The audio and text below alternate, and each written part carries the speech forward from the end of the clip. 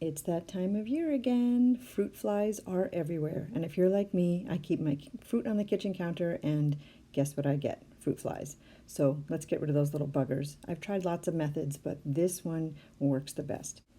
You'll need some apple cider vinegar, Dawn dish detergent, saran wrap, a small dish, some ripe fruit, a fork or toothpick, and a rubber band. Add a tablespoon or two of the vinegar and then a drop of your Dawn dish detergent. Give it a quick stir and pop in some ripe fruit. Put a piece of plastic wrap right on top, nice and tight, and use a rubber band to hold it in place.